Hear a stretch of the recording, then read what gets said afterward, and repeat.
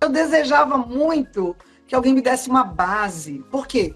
Não sou fluente em inglês, tenho que pesquisar, tenho que traduzir estudos. E eu falei para você no WhatsApp, e talvez não acreditasse, né?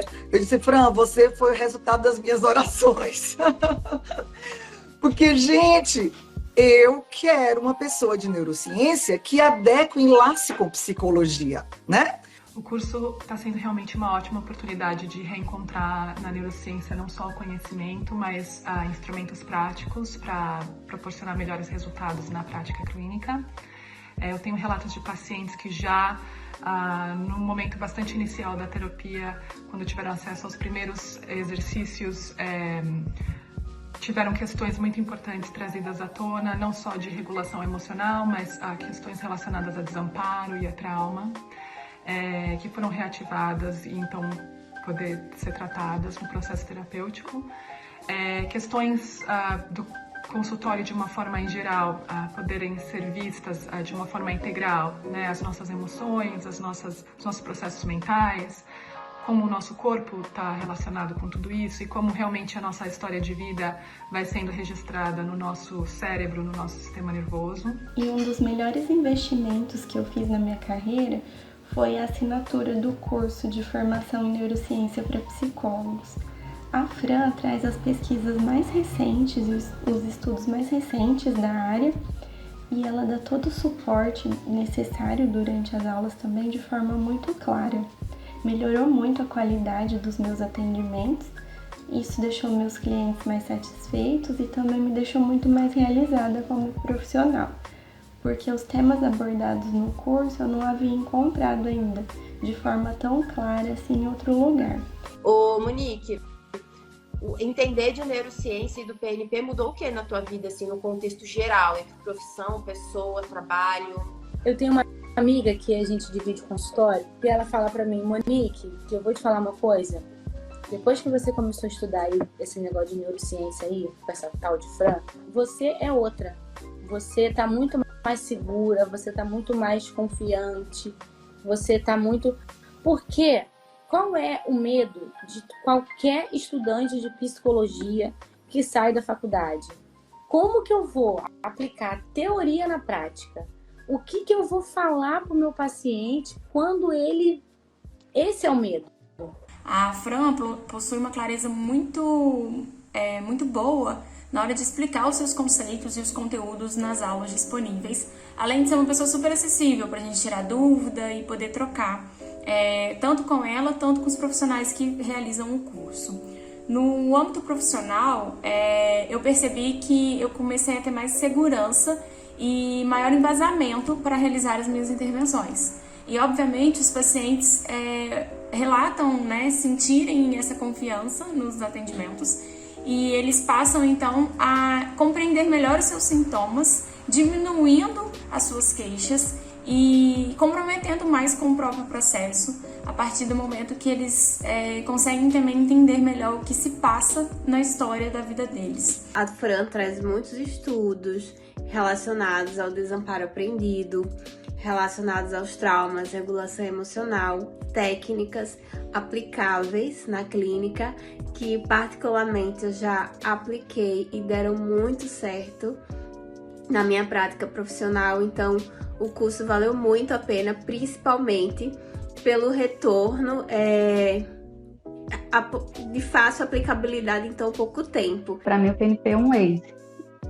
Ele é um aplicativo de conexão entre conhecimentos e onde você consegue transitar com segurança porque você se sente guiado dentro dos processos. É assim que eu me sinto, segura da rota que eu estou tomando, né? É uma inversão de carreira. É um curso, então, que eu recomendo fortemente, porque ele aborda muitos temas que a gente não vê, tanto na faculdade quanto em pós-graduações, né? São temas que a gente não tem contato e que fazem absoluta e toda a diferença no trabalho.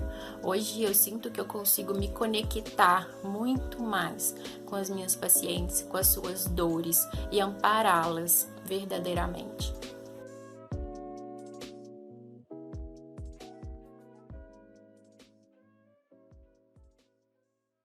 Foi esse caso que você convenceu o psiquiatra? Você mandou uma carta, um laudo para o psiquiatra? Ô, Lígia, é interessante contar isso, porque isso é uma das coisas que o psicólogo tem medo de fazer. E eu lembro que você falou, eu só tive coragem por causa de tudo que eu aprendi de neurociência para contar para esse psiquiatra o que eu estou vendo, para ele dar esse diagnóstico através do olhar dele de psiquiatria. Tá. Nossa, Fran, foi muito complicado, porque, como eu falei, a pessoa chegou com muitos diagnósticos, né? Muita coisa. E ali eu comecei, eu brinco, né, assim, que eu me lembro do Dr. House, sabe? A série. Que ele colocava todas as coisas assim, né? Tipo, eu tô com tal hipótese, pode ser isso, pode ser aquilo, pode ser aquilo. Eu fiz a mesma coisa, né? Só faltei desenhar aqui, né? Pode ser isso, pode ser aquilo, pegando já aquilo que ela trouxe e aquilo que eu via, sabe? Passei um tempo com a pessoa e aí comecei a perceber, porque veio com o diagnóstico, Fran. Um deu de ansiedade, o outro deu de depressão, o outro deu de bipolaridade, muitos traumas, né? E aí você vai olhando e realmente tinha tudo isso, né? Muitos toques, muita... Eu olhava e falava assim, gente, isso aqui tá bom, entra aqui, isso aqui entra aqui. Não, mas isso aqui não cabe aqui, não cabe aqui. E aí a gente vai vasculhando a vida da pessoa mesmo, né? A questão histórica da família, e aí isso tudo vai ajudando, né, Fran? E no começo a pessoa chegou pra mim e falou assim, eu não quero medicamento, não quero tomar. E a primeira coisa que você falou, você precisa ir pro psiquiatra, você precisa regular e um monte de coisa, que se a gente não tá cuidando, ela falou, não quero, não vou, porque já tinha tomado um monte de remédio que não fazia efeito, e aí ela se sentia mais impotente, né? Tipo, não tenho controle sobre a minha vida, o que tá acontecendo comigo? E aí eu fui olhando todo, né, tudo, e falei, não, gente, a única coisa que, na minha opinião, se encaixa, que fecha tudo, seria o autismo, né? No espectro não tem outra coisa. Para mim era o que fechava. Falei, mas como é que eu vou trazer isso para pessoa que já veio com um monte de coisa, né? Falei, um monte de coisa. Mas nisso, eu fui trabalhando, e já que ela não quer medicamento, não quer nada, a gente vai ter que trabalhar isso de alguma forma. Fui trazendo as técnicas, né, do PNC, fui praticando ali com ela, e ela de autorregulação e tudo mais, para conseguir fazer com que ela desse conta. E eu falei para ela, né, Fran, que eu acho que é uma coisa que também precisa deixar muito clara. Você precisa do medicamento. Como você não vai tomar, precisa entender que isso vai dar muito mais trabalho para a pessoa mesmo, né? Você vai ter uma energia muito maior. Falando, tudo bem. O legal é que a pessoa era muito aplicada, né, Fran? Muito. Então, tudo que falava para fazer, ela fazia as anotações, ela pesquisava, assim, muito legal. Que já é um sintoma e aí, também, né? Exato. Exatamente. Então, e aí eu fui olhando, falei, não, poxa vida, tem mais coisa. E aí eu falei pra ela, vai procurar um psiquiatra ou um neuro, porque a gente precisa investigar. Eu acredito aí com todo carinho, né, com todo cuidado, porque eu sei que a pessoa já tava, né, com muitas coisas na cabeça. Falei, eu acredito que isso aqui tem a ver com o espectro, né, autista. Aí ela, não, no começo, né, ela, não é. E aí eu vou sempre, mostro pra ela, olha, tá vendo isso daqui, isso daqui, isso daqui. Aí ela, tudo bem, mas eu acho que não é. Tudo bem, vamos atrás? Tô com medo, porque já passou por psiquiatras que não eram legais, aquela coisa toda. Eu falei, não, mas vamos tentar. E aí ela conseguiu, né, numa universidade, né, daqui, muito boa, de São Paulo. E aí ela conseguiu passar. E aí, primeiro, ela foi atendida pelos estagiários, né? E aí ela não conseguiu dizer o que ela sentia direito, e a única coisa que eles concluíram é a ansiedade. Você tem ansiedade, a gente vai te acompanhar, e questão cultural, né? E aí ela pegou e voltou arrasada. Ela falou, Lígia, eu falo que era ansiedade, eu não consegui dizer aquilo que eu pensava, eu não consegui falar nada. Eu falei, não, tudo bem. Então, aí foi o que eu falei, né? Eu vou mostrar para eles o que eu vejo, né? E aí fiz o laudo. Foi da próxima vez ela já tinha marcado, né, o retorno. Eu falei, então, quando você voltar lá, você já vai com o laudo. Fiz o laudo, coloquei tudo, né? Desde a parte histórica da vida dela, da questão dos problemas também que a família tinha, porque tinha bastante gente com muita coisa, então acho que por isso também confundia muitos médicos, né? Então realmente tinha bipolaridade, tinha depressão, tinha coisas que ninguém sabia, né? E aí eu falei, poxa vida, só que essas coisas que a gente não sabe tem muito a ver com o espectro autista, né? E aí coloquei tudo, e pontuei também a questão cultural, que eles já tinham falado, não, isso aqui tem mais a ver com cultura. estrutura e tal, e aí eu pontuei também, mas tem isso, aí eu coloquei lá tudo que eu enxergava mesmo, tudo que eu via. E aí, no final das contas, ela levou, os estagiários já olharam com um olhar diferente, porque com laudo, aí já meio que se assustaram, começaram a fazer várias perguntas mais direcionadas, né? E aí, quando foram chamar o professor, né? O principal lá, e aí quando ele chegou, veio falar com ela, ficou mais de 1h30 conversando com ela, e aí foi bem focado mesmo para isso. Aí ele falou, olha, eu acredito que a hipótese mesmo está correta, eu acredito que é autismo, mas vamos investigar, vamos demorar, porque falou, daqui 1 mês eu bato o martelo, se é ou não. Então aí ela ficou um tempinho lá, né, e tal, e aí no final das contas eles realmente deram o diagnóstico, porque a gente conseguiu encontrar um desfecho, né? E o melhor, que foi que a gente ficou muito feliz, porque ela foi com medo por conta da medicação, que ela não queria. E ela pegou e falou, nossa, perguntou pra ele, vou ter que tomar remédio? E ele falou, não vai ter, porque vocês... Aí veio um elogio, né, que a gente ficou muito feliz. Ele pegou e falou, não, vocês não precisam, porque vocês têm feito um excelente trabalho.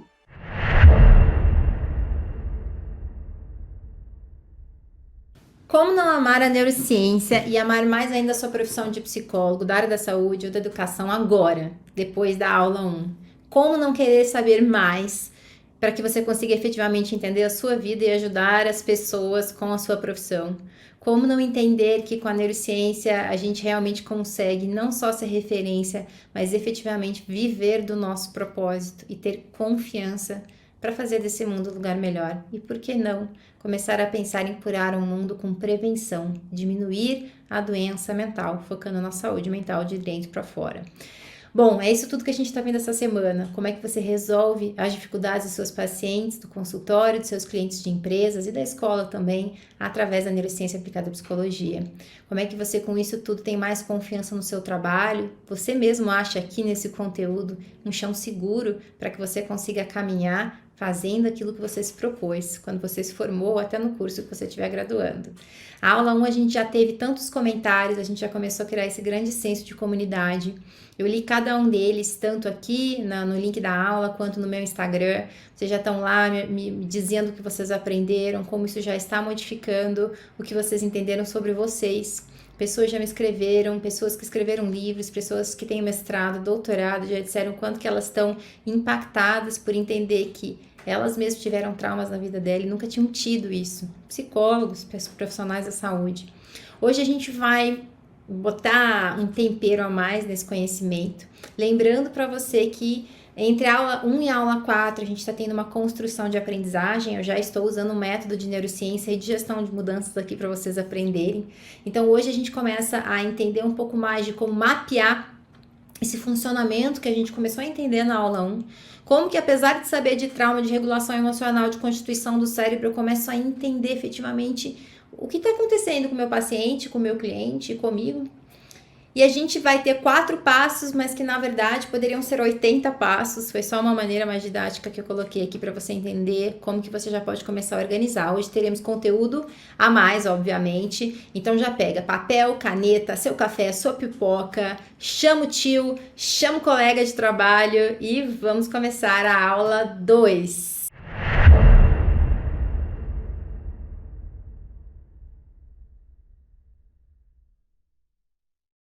Bom, na aula de hoje a gente vai falar sobre 4 passos para mapear o funcionamento do seu paciente e hoje para isso eu escolhi alguns padrões comportamentais e disfunções neurofisiológicas para que vocês consigam entender e realmente mapear esse processo. Eu quero te lembrar uma coisa muito, muito importante. Dentro do mundo de neurociência, agora, nesse exato momento que você está assistindo essa aula, talvez entre 100 e 200 estudos nesse dia ou nessa semana, estão sendo publicados. Neurociência, principalmente aplicada à área de saúde mental e à psicologia, ela é uma constante. Mais estudos fora do Brasil do que no Brasil. O Brasil tem pouquíssimos estudos, a gente tem pouquíssimo recurso, pouquíssimo investimento, pouquíssimo laboratório. E na área de neurociência afetiva e social, que é muito do que a gente está vendo aqui, a gente não tem nenhum profissional hoje que seja competente para fazer esses estudos aqui no Brasil com laboratório. Então, enquanto eu te falo aqui, você precisa começar a entender que a gente está vendo aqui uma semana de 4 aulas, como se a gente estivesse vendo um guarda-chuva de cima, assim, né? Então a gente está olhando com profundidade, entendendo dos detalhes que fazem a diferença, e isso já vai transformar a sua atuação, mas a gente precisa aprofundar em cada uma das alças desse guarda-chuva, cada um dos pontos desse guarda-chuva, porque esse conhecimento ele precisa ser aprofundado para que a gente consiga aplicar isso efetivamente no trabalho da psicologia ou da área da saúde. Por quê? Porque quando a gente entende desses processos, a gente olha eles no macro e aí a gente já precisa ir entendendo a profundidade deles no micro. E eu sei que nesse ponto você já deve estar, inclusive, vocês já estão me perguntando, né? Como é que faz, como é que eu estudo mais. Amanhã eu vou falar para vocês sobre o PNP, que é o Programa de Neurociência para Psicólogos, para que você possa escolher se aprofundar nisso ou não. Mas por hoje, eu quero que você faça o seguinte, anota tudo que você puder. Enquanto eu for explicando a aula, vai tentando fazer uma tabela mesmo de todos os pontos que você já precisa começar a avaliar, como sempre na sua vida e na vida das pessoas que você está ajudando. Já comece a ir para a prática. Pega os pontos de ontem, se você puder, e também vai para a prática. Vai entendendo esses processos. Faz um grande mapa dessa aula, porque isso já vai te dizer para onde teu coração quer começar a estudar mais, o que você precisa mais saber e qual é a condução que você quer tomar na sua carreira. Então, a gente começa hoje entendendo isso. Vamos lembrar que amanhã não, na próxima aula você tem a aula 3, a gente vai falar sobre desamparo aprendido. Vai ser diferente dessas duas aulas, tá, gente? No desamparo aprendido, é diferente daqui, que a gente tá tendo muitos tópicos numa aula só. Então, eu tive que resumir 200 horas de aula que a gente tem dentro do PNP em 3 horas de aula, né? 4 entre hoje e a última aula. Na aula que vem é uma aula amostra, porque a gente vai ter só sobre desamparo aprendido, o tamanho e a importância que esse assunto tem para a gente compreender esse tópico e realmente fazer diferença aí, não só de prevenção, não só de tratamento, mas de prevenção, né? Porque eu acho que quando a gente entende desamparo, a gente previne. E na aula 4, a gente vai fazer um apanhado disso tudo num contexto real, num caso real, porque é importante a gente entender isso e vamos ter técnicas de saúde emocional também. E na aula 4 eu vou explicar um pouquinho para vocês também sobre o que as técnicas fazem, tá? Então, eu sei que você tá escutando e você vai escutar muito hoje a gente falar, daí entram as técnicas. Sério, o que essas técnicas, né? As técnicas são um grande diferencial da neurociência afetiva social, e aqui você está tendo neurociência afetiva social e comportamental. Não esqueçam que a gente ainda tem psicopatologias, neurodesenvolvimento, e que aqui a gente não vai ter tempo de falar, né? A gente precisaria de uma semana só para falar de neurodesenvolvimento, outra de psicopatologias. Então, só para lembrar que a gente tem tudo isso envolvendo o que nós estamos falando, por mais que sejam itens profundos, a gente não está entrando no detalhe de cada item, tá bom? Só para você lembrar.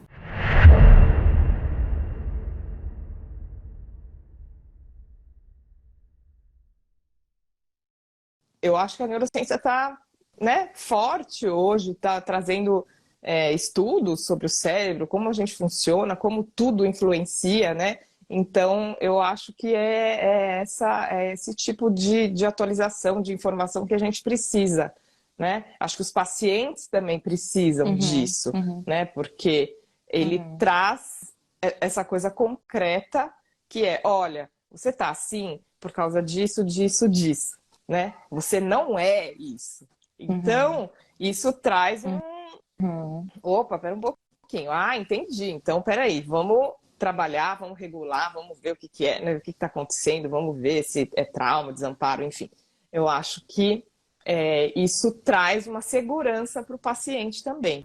Bom, dentro desses 4 passos, que poderiam ser 80, mas são 4 passos, tem coisas aí que eu separei de maneira muito especial e que, novamente, quem vai te dar esta aula não sou só eu, são todas as pessoas que já aplicam isso, inclusive professores que estão com a gente no PNP, porque eu quero que você escute isso na tradução do entendimento e na vida clínica de cada uma dessas pessoas, tá? Então a gente vai hoje ter também, junto comigo, te ensinando através da prática outras pessoas. Se você não escutou a história da Lígia, que estava no começo desse vídeo, volta e escuta. A Lígia é uma das pessoas que conta uma história completa de caso diagnóstico aqui para vocês, usando tudo que vocês vão usar nessa semana para dar um diagnóstico diferencial para uma paciente dela, o que literalmente salvou a paciente dela, porque ela estava com muito sofrimento emocional. E é isso que eu quero que você possa começar a fazer, essa esperança que eu quero que você comece a ter. Bom, então comecemos. Primeiro tópico que a gente precisa falar hoje é sobre como eu começo, né? Então, Franciele, eu já entendi que nós temos aí anestesias emocionais, dores emocionais, que nós somos um pacote de memórias, que eu preciso entender desses detalhes, que tem muitas coisas que influenciam no nosso desenvolvimento cerebral, que não estamos prontos até os 25 anos de idade. Entendi que temos traumas que influenciam a constituição do nosso cérebro, que como a gente experienciou as emoções também influenciam quem nós somos. Como é que o que eu olho primeiro? Então, esse é o objetivo da aula de hoje, é te achar um pouco nesse mar de confusão, de ansiedade que gera mesmo quando a gente começa a aprender uma coisa nova. Então, pessoal, o que você olha primeiro? Ponto número 1 do mapa. A avaliação que você vai fazer, seja no seu consultório, né, no seu grupo terapêutico, porque eu acho que neurociência nos possibilita trabalhar com grupos de uma maneira muito efetiva. Eu trabalho com grupos também, grupos de desenvolvimento e terapêuticos dentro de empresa. Você pode trabalhar com isso dentro da escola. Então, em qualquer lugar que você for começar o seu trabalho, você vai precisar começar com isso daqui. A avaliação do hoje é sempre pelo agora. Nossa, ficou redundante, né? A avaliação é sempre pelo agora, né? Como você está funcionando hoje? Talvez isso, para alguns de vocês, seja um pouco diferente do que vocês viram na faculdade, em pós-graduação, em algumas abordagens, né? Mas a questão do funcionamento de hoje é porque a neurociência é voltada para o seu funcionamento, como você funciona, mas óbvio que para eu saber como você funciona, eu preciso saber qual é o padrão de funcionamento geral, né, da maioria das pessoas, para eu entender o que é normal e o que não é normal. E a gente sempre começa pelo hoje, porque eu vou entender que o seu cérebro hoje está funcionando assim. E se hoje ele está com sintomas ruins, sintomas disfuncionais, sintomas que não estão legais, se a empresa não está performando, se as pessoas estão com muita ansiedade na escola, se muitos alunos estão com ansiedade, depressão na escola ou muitos problemas de aprendizagem, a gente começa olhando porque a gente chama na psicologia, né, de sintoma. Óbvio, daí tudo sempre como sempre foi. Só que ao invés de eu tentar fazer um resgate de passado para ver de onde vem este sintoma, a gente não faz esse resgate, a gente olha, ok, como esses sintomas fazem você operar, funcionar hoje. Então, a gente olha para o seu funcionamento. Então, ao invés de eu perguntar como você está, quais sintomas você tem, como você está funcionando. E esse estar funcionando tem muitas variáveis que a gente precisa entender para entender o hoje. Então, algumas das variáveis são essas aqui. A gente precisa entender as emoções, as dores, as compensações e anestesias. Talvez você possa colocar compensações e anestesias no mesmo pacote, mas eu até vejo elas de uma maneira diferente, né? A gente vai falar um pouquinho dessas anestesias, mas as anestesias é aquilo que eu faço para lidar com as minhas dores emocionais, com o meu estresse, com a minha tristeza que eu não me permito sentir, com o meu cansaço, com a minha falta de alegria. E as minhas compensações é o comportamento, né? Como que eu compenso isso tudo que aconteceu com a minha vida. Eu bebo, eu fumo, eu como um bolo de chocolate, eu brigo com as pessoas, eu me enfurno no trabalho, né? A criança fica agressiva, ela para de aprender. Esses são os comportamentos compensatórios, né? Então é um pouco parecido com a anestesia, tá? A questão da consciência, o quanto essa pessoa tem consciência de que isso está acontecendo com ela. Então uma coisa e aí já vai anotando tudo isso. Então uma coisa é eu fazer o seguinte: eu chego cansado do trabalho todos os dias, eu tô tendo, vamos supor que os 3 primeiros meses deste ano foram extremamente difíceis para minha vida, aconteceram diversas mudanças, muitas coisas que me estressaram, muitas doenças na família que eu tive que gerenciar, vamos supor aí, né, o que a gente escuta muito, e de repente, e aí eu chego em casa cansado, e aí o que você faz para lidar com esse cansaço, com esse estresse? Eu chego muito exausto, eu tô muito irritado com as crianças, eu não tenho nem paciência pra ficar com elas, eu não tenho paciência pra falar com a minha mãe, enfim, dependendo da idade aí. E aí eu como um bolo de chocolate, eu tomo uma cerveja, eu fumo um cigarro, eu fico vendo Netflix até as 2 da manhã e durmo. Isso é uma maneira de anestesiar. Eu anestesio as minhas emoções através da comida e da bebida. E o comportamento compensatório é isso, essa compensação. O que eu faço para compensar isso? Eu anestesio desse jeito, né?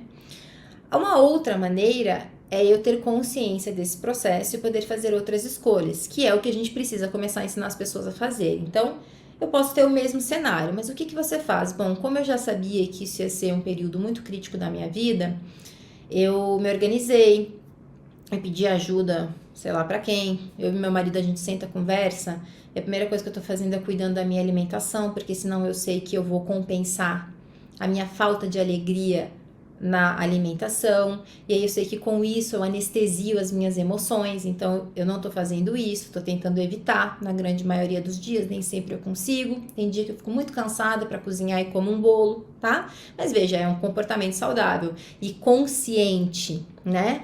Eu faço uma técnica de regulação emocional na metade do dia, faço uma quando chego em casa, eu tô aplicando as estratégias que eu aprendi, eu tomo um banho quente para relaxar, eu tô fazendo atividade física de manhã, porque eu sei que senão meus neurotransmissores não vão melhorar, eu tô cuidando do meu sono, eu tô desligando o celular de propósito, tudo isso para aguentar esse período muito difícil que eu tô passando.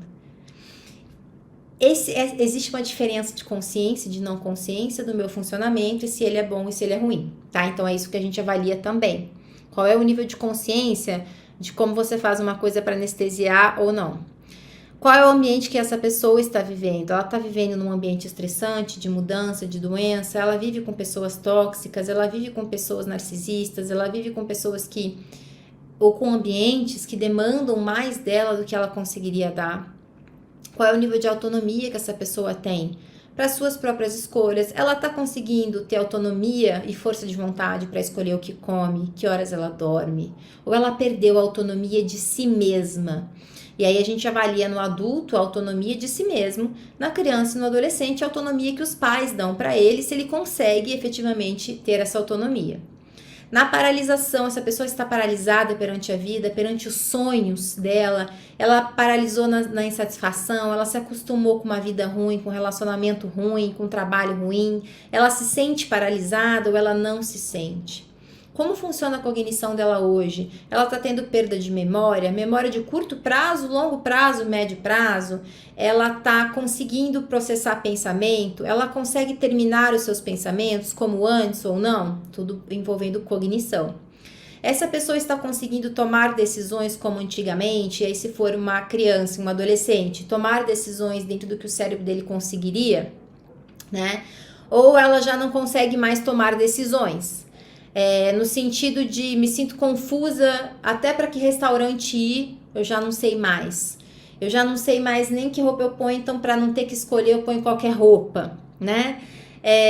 Não tenho mais nem força para escolher isso, então não escolho. É nesse tipo de avaliação de tomada de decisão que nós temos que saber. Essa pessoa, como está a sua vida social? Ela tem uma vida social ativa, não ativa, agradável, desagradável? É uma vida social de obrigação? Do que é essa vida social dela constituída?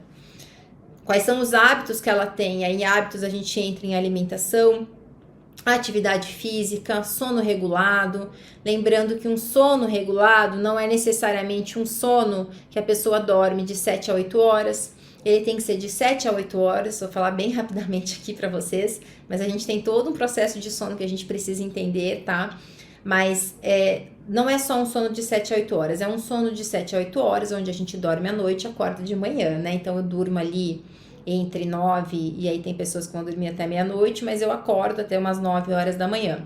Deste processo, o que eu faço antes do sono? Eu tenho contato com a luz do sol durante o dia, porque vai regular a qualidade do meu sono, porque às vezes a pessoa dorme em quantidade, mas ela acorda estraçalhada, né? Então ela tá com sono desregulado sem saber.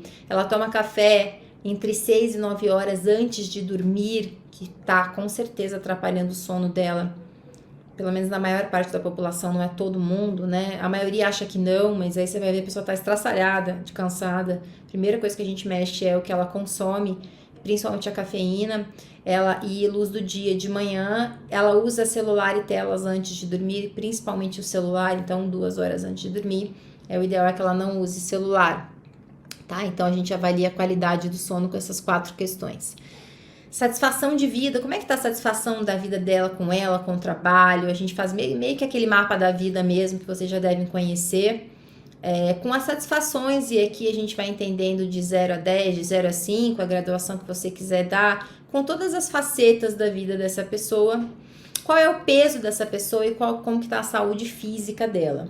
Por que peso e por que saúde física? Veja, você pode perguntar o peso, mas você não vai conseguir medir IMC da pessoa ali, né? Não é nem... Nossa, só se você for nutricionista, isso já tá na sua anamnese.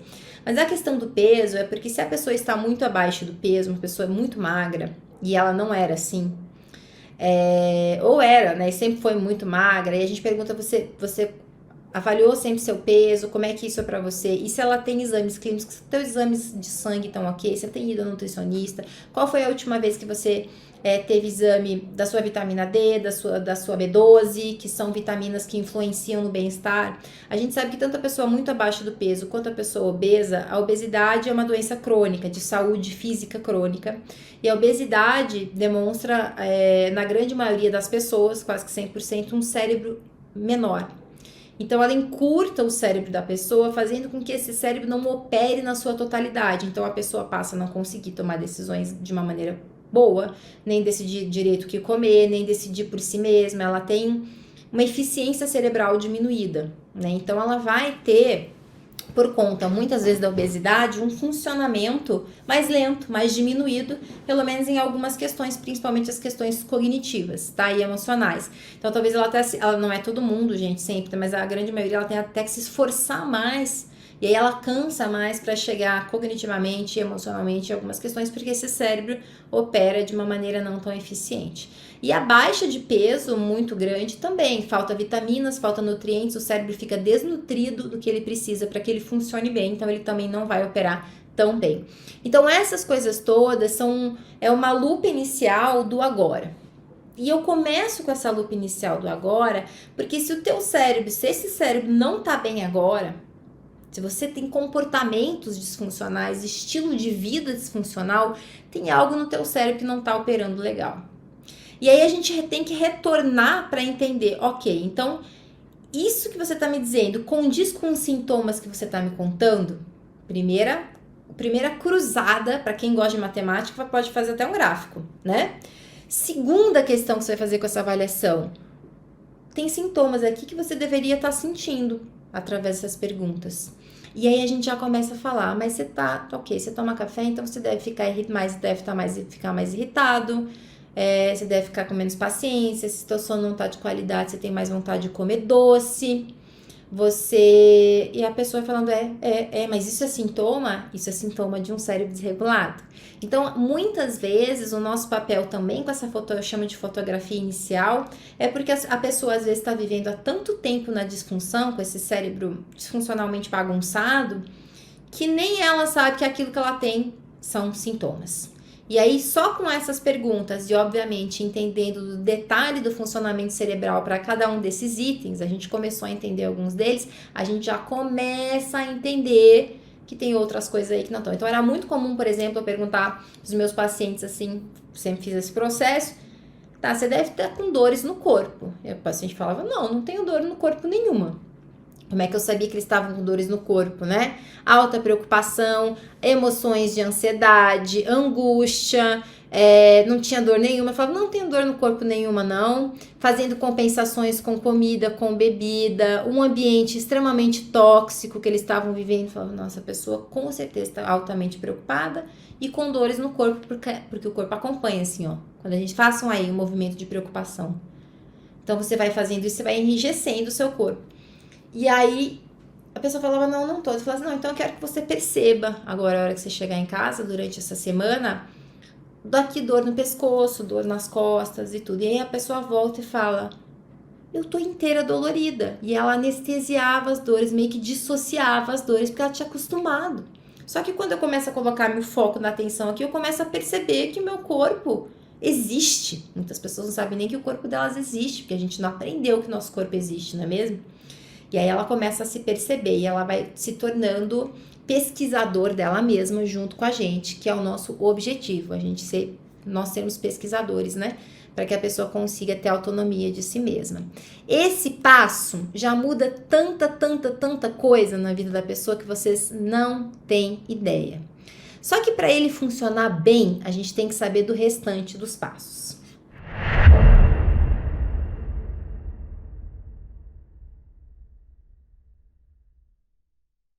Eu acho que entender de neurociência muda tudo, né? Muda o olhar que você tem sobre.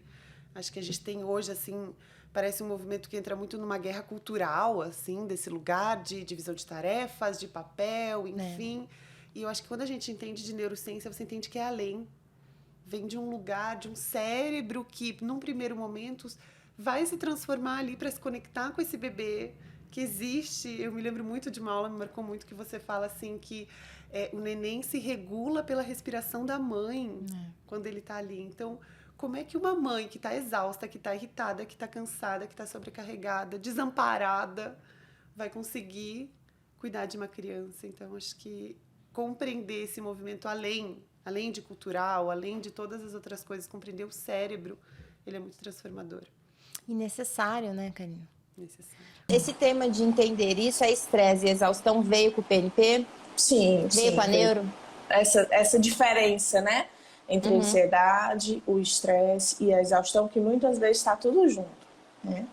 Mas eu lembro de uma aula que você fala, quando existe a ansiedade ou outro transtorno, existe a exaustão, a gente precisa cuidar antes da exaustão, né? Que tem a ver com a questão da forma de funcionar. E aí eu tenho levado isso para a vida, né? Então, quando chega... eu trabalho com plantão psicológico com a psicoterapia breve de apoio, então, um protocolo de até 6 atendimentos. Quando chega uma pessoa com essa demanda de exaustão, eu tendo a focar muito mais na exaustão, né? Tentar, como você mesmo diz na aula, não de sugerir para a pessoa fazer, mas de vamos fazer juntos, né? Isso tem um significado extremamente importante, porque essa pessoa ela não vai conseguir fazer sozinha, né? O que eu já percebia e agora com a explicação de que, de fato, ela não vai conseguir fazer só. E depois a gente trabalha a ansiedade, caso dê tempo. Caso não, a gente faz um encaminhamento para psicoterapia, né? Que aí sim é um tratamento mais completo. Quando a gente fala assim, olha, o paciente ou a escola, enfim, a empresa, ele tá confuso, ele tá com muito problema, a escola cheia de problemas, a empresa cheia de problemas, em casa, muita preocupação com os filhos, ou com o próprio casamento, ou com a relação familiar, com os pais, enfim. A gente já tem que começar a entender que esse cérebro está com muita preocupação. Ele está vivenciando em um ambiente de muita mudança e geralmente de muito estresse. Onde há mudança, há estresse. Ponto, pessoal. Você pode pegar a pessoa mais estudada em mudanças do Brasil, que sou eu hoje. Isso quer dizer que quando eu mudo não tem estresse? Claro que não. Sempre tem estresse. A diferença é que eu sei que sempre tem estresse. Então, quando a gente muda, quando existem mudanças de trabalho, quando muda calendário escolar, às vezes mudou até assim, mudou de casa, tá fazendo reforma, mudou a pessoa que trabalhava com você na empresa, coisas pequenas que às vezes se alteram, o nosso cérebro vai passar por esse processo de mudanças, a gente falou disso no episódio, aula 1, e as estruturas cerebrais ativadas pela nossa mudança são as mesmas estruturas cerebrais que envolvem aprendizagem, emoções e desamparo aprendido. Então a gente tem a abênula é aquela partezinha do nosso cérebro que a gente nem consegue localizar aqui, vocês estão conseguindo localizar ali, ela é aqui no fundinho do córtex posterior cingulado e ela é uma areazinha que ela serve só para uma coisa no nosso cérebro, por enquanto que a gente saiba, rastrear falhas. Então, o que ela faz? Ela fica o tempo inteiro ali dizendo, tá, vai acontecer alguma coisa errada, vai acontecer uma coisa errada, vai acontecer uma coisa errada. É uma área afetada pelo desamparo quando existe desamparo aprendido, a gente vai falar disso amanhã. E a abênula é afetada, ela é acionada quando a gente tem qualquer tipo de mudança. Para quê? para nos ajudar a ficar em segurança. Lembra que o cérebro gosta de estar em segurança? Então ela fala assim, opa, vai dar alguma coisa errada aqui, vai dar alguma coisa errada aqui. E a amêndola, assim como todas as áreas do cérebro, também sofreu um processo de aprendizagem de funcionamento. Então ela pode ter aprendido a operar no medo da mudança, no medo da falha e fazer você frear. Ela freia teu comportamento, avisando para as outras áreas do cérebro, isso não é seguro. Uma outra área é os gânglios de base, que estão totalmente relacionados aos nossos hábitos. É aqui que a gente aprende, que a gente cria hábitos, que é aqui que a gente tem essa codificação de repetições aqui nos gânglios de base. A amígdala cerebral, nossa conhecida da aula 1, que gera esse medo de mudar, ela aciona no processo de mudança. E o córtex etonial, que fica bem do ladinho da amígdala ali, obviamente, porque ele vai pegar os nossos processos de medo e vai mapear esse espaço físico. Existe chão seguro? Não existe chão seguro. Então, se a pessoa estiver passando por mudanças, você pensa que além da curva da mudança, ela vai estar com esse medo ativado. É por isso que a curva da mudança existe, né? A curva do luto. Ela vai estar com esse repertório ativado. Então, muitas vezes você pode achar que essa pessoa não está bem. Inclusive, eu vou contar para vocês que no DSM-5 tem uma psicopatologia de mudança. Se não me engano, se chama transtorno de desadaptação. Eu não sei se é exatamente esse nome. E uma das descrições do transtorno é que ele passa depois de um tempo. Gente, isso daí é mudança cerebral. Todo o cérebro passa por uma desadaptação emocional que parece uma condição clínica. Eu trabalhei muitos anos com gestão de mudança. As pessoas pareciam que estavam com ansiedade generalizada. Não é. É o que a mudança faz no nosso cérebro. É um processo de luto. Isso não é uma psicopatologia. Ela se torna quando a gente não consegue sair, a mudança já acabou e a gente continua agonizando lá com o processo, mas ainda assim existe um processo normal e a mudança já acabou e a gente ainda tem um tempo ali que a gente precisa se adaptar emocionalmente. Vejam como isso é normal, quando você, por exemplo, muda de casa e você, mesmo sabendo que você mudou de casa, você tá bem, você às vezes se pega no mesmo caminho de ir para casa antiga. Porque o teu cérebro ainda, o gânglio de base ainda não fez o processamento total, ele precisa de mais repetições para aprender. Isso faz você ficar com medo, isso faz ativar todo o restante das suas áreas emocionais. Então, saber que as pessoas estão em mudança, é esperado que essa pessoa vai começar a tiltar emocionalmente. E a gente pode fazer o quê? Ajudá-las a entender que elas estão em mudanças, que faz parte desse processo e ir trazendo técnicas para diminuir a velocidade dessa desadaptação cerebral. Então, se a pessoa está em mudança, você tem que saber. Por quê? Porque ela vai ter alterações cerebrais. Muitas vezes, todo um processo clínico se resume a isso. Agora, pode ser que ela ficou tanto tempo agonizando nessa desadaptação que ela criou uma ansiedade. Sim, pode ser que isso tenha acontecido também. Bom, outro ponto essencial, a presença de estresse ou exaustão emocional. Antes de eu explicar isso daqui para vocês, eu quero que vocês entendam isso de uma outra maneira. Entenda uma coisa aqui comigo. Um cérebro estressado ou emocionalmente esgotado não consegue regular a emoção, tomar decisões prósperas e saudáveis para sua vida e muito menos consegue perder peso, consegue dormir bem, consegue ficar calmo.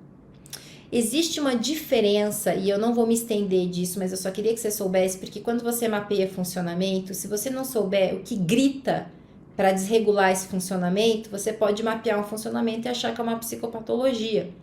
Então, uma das coisas é a questão da mudança, a outra é a questão do estresse. Se tem estresse, tem mudança, se tem mudança, tem estresse. Então, geralmente essas coisas vêm juntas, né? Se tem mudança por muito tempo, talvez você tenha um esgotamento emocional.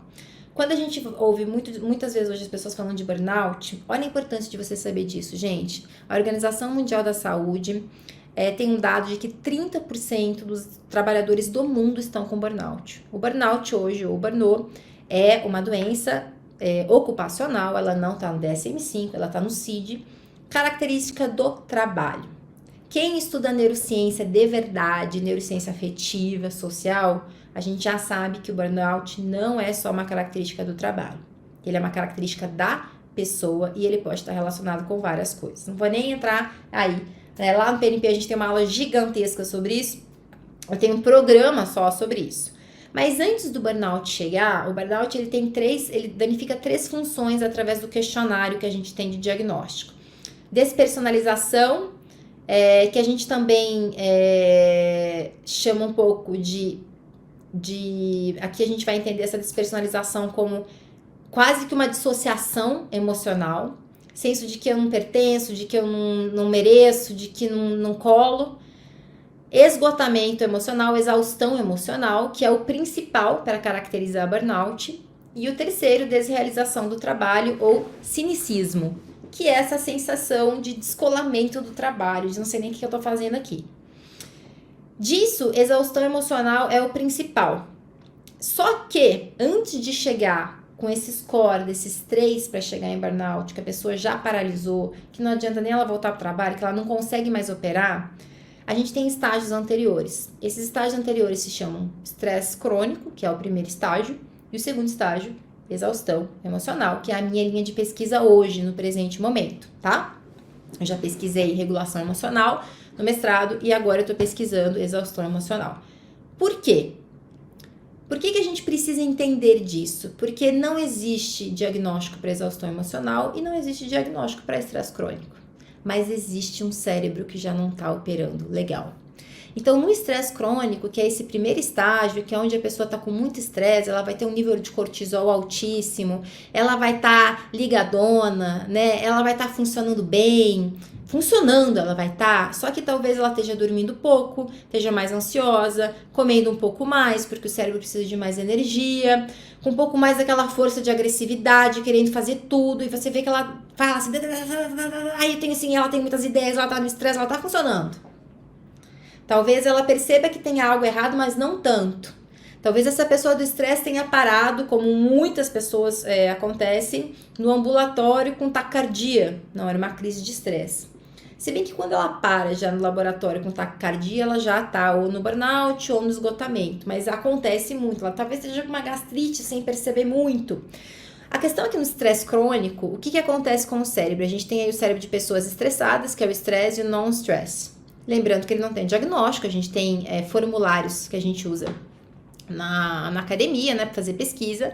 E no estresse crônico, vejam a parte aqui, né, do cérebro, a parte occipital do cérebro, ela tem muito mais ativação para testes cognitivos do que quem não está estressado. O cerebelo também, aqui embaixo, né, então o cerebelo é o bulbozinho que fica aqui, e até o comecinho aqui da nossa medula. Então vejam, essas partes aqui do cérebro que ficam em maior ativação, porque se vocês olharem, os dois cérebros ativam em testes cognitivos, né? O não estressado, o não stress e o stressed, tá? Nas mesmas áreas. Só que o estressado com muito mais ativação cerebral. O que quer dizer isso? Que ele tá agitado, que ele tá usando muito para pouco, tá? Este cérebro em alerta, tá estressado. A grande questão, o cerebelo é essa partezinha aqui, só para vocês entenderem, tá? Esses pomponzinhos aqui. O cerebelo, a gente já sabe hoje, essas são as áreas que estão relacionadas mesmo a uma atenção de cognição racional. Esse foi um teste aritmético que eles fizeram. Esses testes, eles são feitos com a pessoa deitada numa ressonância magnética, então a gente tem que levar em consideração que ela tem aquele negoção lá em cima dela. E aí eles vão colocando testes, geralmente numa tela, ou perguntando, ou aritméticos, ou de memória, né? Ou 1 mais 1 igual a 2, ou de raciocínio lógico. Inclusive, esses testes são muito parecidos com os testes que a gente usa para fazer diagnóstico de neurodesenvolvimento, para atenção concentrada, raciocínio e memória. E a pessoa vai respondendo as perguntas. Lembrando mais uma vez que essa pessoa está deitada numa cama com um negócio em cima dela e que isso é meio agonizante. Tanto que tem gente que não consegue fazer o teste. Então, para a gente saber se esse estudo é válido, ele tem que ter, no mínimo, ter tido um baseline.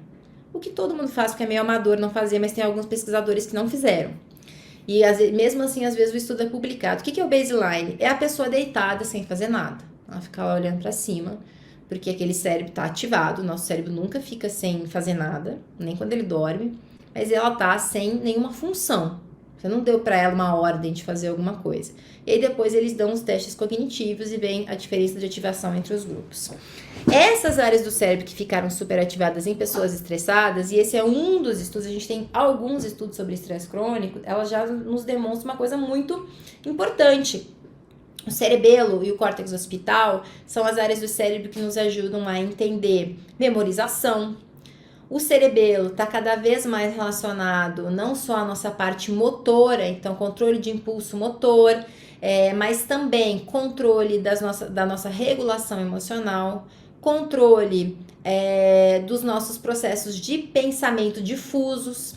Por exemplo, pessoas que têm compulsão alimentar também têm o cerebelo muito agitado sanguineamente como esse. Geralmente, algumas pessoas que têm o tipo de TDAH com alta impulsividade também têm um cerebelo com alta agitação como esse, que é um cérebro em alta agitação motora e regulacional, de regulação emocional. Então, o cerebelo também serve para os nossos processos de emoção. Então, ele vai ter dificuldade de controle de impulso e ele tá lá estressado e superativado para que ele consiga se mover, tá? Então, vejam, gente, não é clínico, não é diagnóstico, mas tem disfunção cerebral. Essa pessoa estressada, o que vai acontecer com ela? Ela não vai tomar decisões sábias para ela, porque o cérebro dela tá na quinta marcha. As decisões dela vão ser baseadas na quinta marcha de velocidade. Quem aí já tomou decisões baseadas na quinta marcha de velocidade? Não são decisões tão boas, então ela vai comer o que tiver na frente. Por quê? Para economizar energia. Um cérebro que está desregulado com estresse crônico ou com exaustão, que eu já vou mostrar aqui para vocês, o nosso cérebro, gente, ele é egoísta. Então, o que acontece? Quando ele precisa que uma parte funcione muito bem, como por exemplo no estresse, o eixo HPA ativa, o sistema parasimpático desativa. Por quê? Porque a gente não consegue ficar com tudo funcionando na nossa máxima eficiência o tempo todo. O corpo não tem energia para isso, o cérebro não tem glicose suficiente para isso. Então, esse cérebro, ele vai tendo que fazer escolhas egoístas para aquilo ali funcionar, para aquilo que você está dizendo para ele que precisa funcionar. Então, em alta ameaça, ele faz o quê? Ele desliga a parte de regulação emocional, que é essa parte lateral aqui, e o córtex pré-frontal. Ele vai desligando, ele vai desligando conexão social, ele vai desligando algumas coisas. Então, a gente com estresse crônico ou exaustão, burnout não precisa nem falar, né? Que a gente já sabe, a pessoa parou pelo menos no burnout. A gente não tem um bom funcionamento, a gente faz escolhas ruins, a nossa memória, no estresse crônico a memória até que fica boa, mas a de longo prazo vai ficar ruim. Por quê? Porque concordam que alguém precisa funcionar para agora, para que o teu cérebro vai querer resgatar a memória de longo prazo? Então a pessoa nem resgata, ela fica tudo. Agora, quando a gente passa desse lugar e vai para exaustão, vejam que aqui a gente tem esse estudo e ele fez as dimensões do burnout. Então, a gente tem exaustão emocional em cima, despersonalização embaixo. E o cérebro com exaustão alta em cima tem o giro frontal médio e o córtex cingulado posterior em baixo funcionamento. E as perguntas de despersonalização trouxeram córtex dorsolateral pré-frontal em baixo funcionamento. Córtex cingulado posterior, gente, tem a ver aqui, ele é o finalzinho do ACC, que é o córtex cingulado anterior, que tem a ver com a nossa autorreferência, uma das áreas que, com traumas, elas são afetadas. Como a gente vê a gente mesmo, como a gente vê o mundo e como a gente, em cima dessa leitura, analisa, prepara, planeja, sente que é capaz. Então, o que acontece com o cérebro esgotado? Ele não regula a emoção direito, ele não planeja direito, ele se sobrecarrega, ele tem super foco no problema, tá? Ele é um pouco diferente do cérebro estressado. Se a gente for olhar, o cérebro estressado, ele é eficiente para resolver o problema. Então, ele resolve um monte de coisa, ele pensa em um monte de problema, ele tá na agitação. Quando a gente passa para a segunda fase, ele começa a dar uma pifada, tá? E aí ele começa a não planejar bem, não tomar decisão tão bem, não regular a emoção, irritabilidade maior. Então, a gente começa a perceber esse cérebro dando sinais piores de alerta. Essas pessoas precisam de tratamento. Se há exaustão, mudança e cérebro em estresse, você precisa, independente de ter psicopatologias ou não, tratar primeiro esses sintomas. Não é hora de entrar em história de vida, não é hora. É hora de esse cérebro não vai conseguir regular a emoção, não vai conseguir prestar atenção, ele precisa estabilizar para que você entre num processo de cura de qualquer doença ou até de diagnóstico. Se esse cérebro fizer um teste de cognição, o teste não vai ser um teste verossímil. Se esse teste fizer um teste de desatenção, vai dar desatenção. Por quê? Porque ele não está operando na sua função de normalidade. Se existir qualquer um desses sintomas, é por eles que você precisa começar a tratar. Quais são esses sintomas? Eu vou colocar bem rapidamente aqui para vocês, tá, gente? Só para vocês se entenderem neste processo. Sintoma de esgotamento emocional, tá? Dificuldade de memória de curto prazo, irritabilidade, falta de energia, sensação de não dar conta do mundo e das atividades, sente-se sobrecarregado com o mundo, com si mesmo. E tem uma frase, inclusive, que está no questionário, que é: chega no final do dia e eu falo, eu sinto-me drenado emocionalmente. Até essa frase não tá aqui, mas você pode escrever ela aí, drenado emocionalmente. Só aqui você já salvou a vida de mais de 30% da população que tem burnout. E quem não tem? Quem tem esses diagnósticos aí? Tem gente que vive em exaustão emocional e não chega a um burnout. Ela opera em exaustão. Ela perde a vida em exaustão, ela perde o contato de verdade com os filhos, consigo mesmo e muitas vezes até o casamento, por conta da exaustão. A gente precisa ajudar essas pessoas, porque esse diagnóstico não existe, mas a gente tem dados neurais sobre eles. Olha a importância da gente entender do detalhe. Por que você aprendeu a operar até teu esgotamento? Porque muitos de nós aprendemos a operar, nós adultos, até o nosso esgotamento ou até além do meu esgotamento. Porque eu tenho que ir. Sim. Né? Eu tenho que chegar. Não interessa como. como. Então, por que você, Gabriela, com tantos anos de idade, opera sem perceber ou até percebendo além do seu esgotamento? Ou até acaba mascarando alguma coisa. Algum sintoma que a gente precisava ter tratado, né? É bem isso mesmo. Né? E a exaustão, pra mim, hoje é o mal do século, assim. Porque ela acaba com a sua vida familiar, você não tem nome para aquilo que você tem, você sente tudo, mas você não sente nada. É muito difícil esse processo. Você não é visto, né? Não. Você não é visto. As pessoas não olham pra exaustão, não olham pra corrida do dia a dia, né? E aí no consultório, quando você vê esse sintoma de exaustão no consultório, quando a gente vai investigar, tem geralmente um fundo de eu aprendi a operar desse jeito, que é o que a Gabi tá chamando de, muitas vezes, do trauma. Então,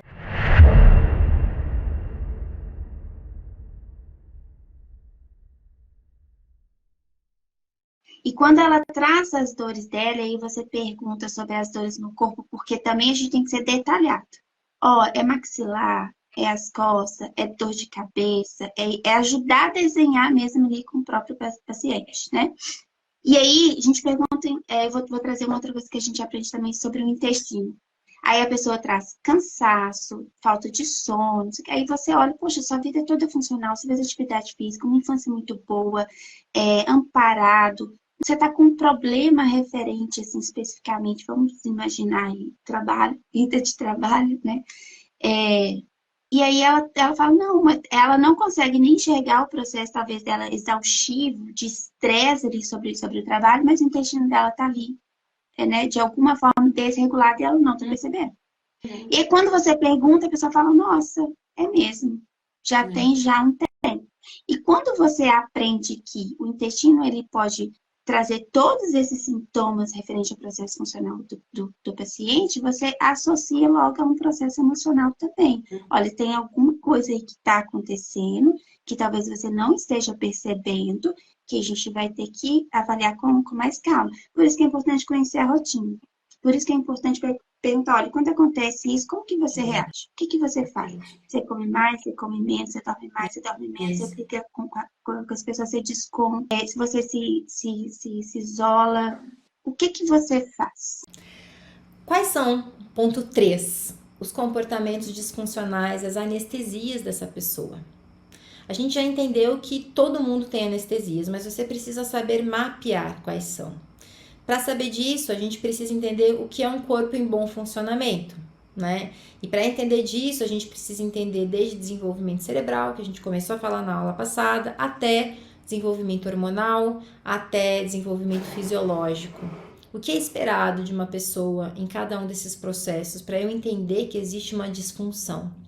E aí tem algumas perguntas que a gente precisa fazer para mapear comportamentos disfuncionais e anestesias. Então, óbvio, se você entender de estresse, exaustão e mudança, você já consegue mapear alguns deles, né? Onde esses comportamentos estão? Quando que eles aparecem, né? Então, quando que tem uma emoção a mais, uma raiva a mais? Sentir raiva todo dia é normal? Sentir raiva é normal. Sentir raiva todo dia, talvez não. Sentir raiva o dia inteiro também não. Preocupar o dia inteiro não é normal? Se preocupar um pouco por dia é normal? Mas pensa assim, se você tem uma pessoa que está dentro de casa, eu cheguei do trabalho, eu estou em casa. Eu estou em casa? Se no momento que eu tô aqui, a minha cabeça tá na preocupação do trabalho, tá na raiva, já passa da normalidade. Se isso se repete todos os dias, já passou da minha normalidade, já é disfunção. O que eu faço com essas emoções? Eu percebo? Eu não percebo? Aonde elas doem no meu corpo? Eu percebo o meu corpo? O que eu faço com elas? Eu anestesio ou eu não anestesio?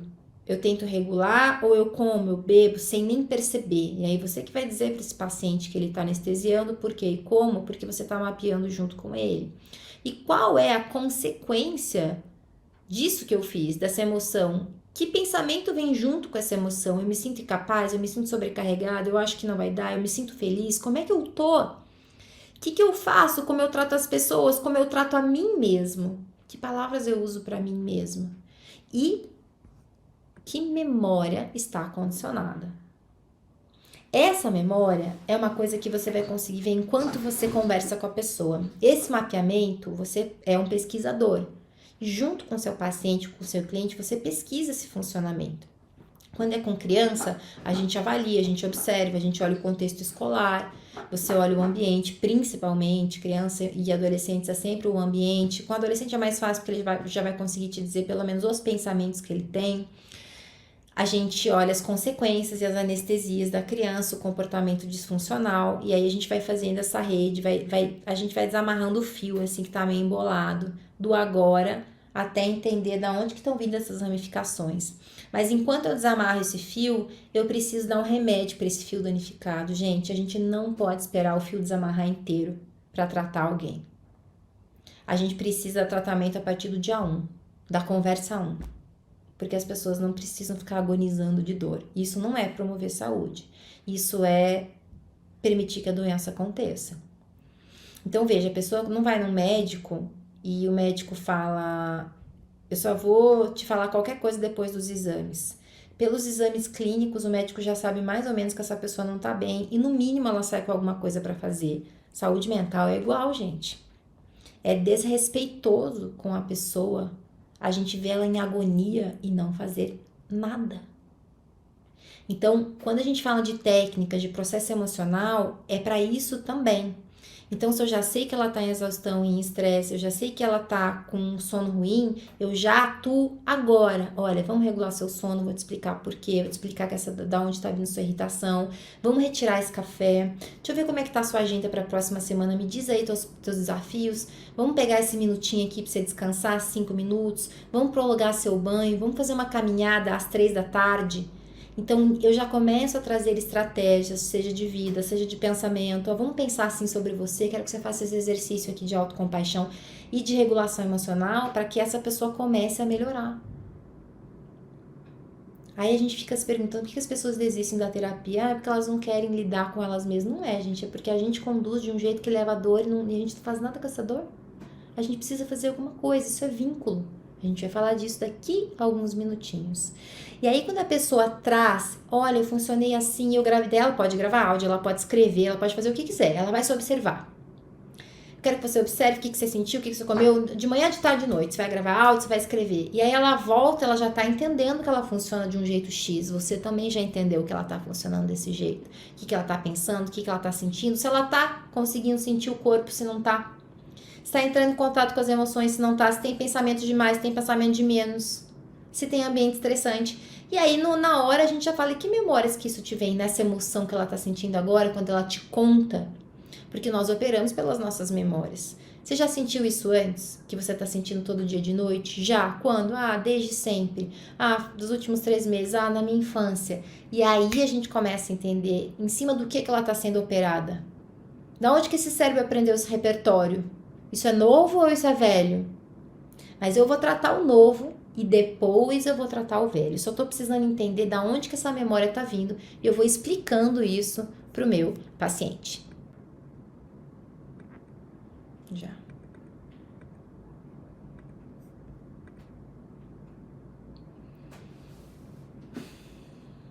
Acho que não preciso.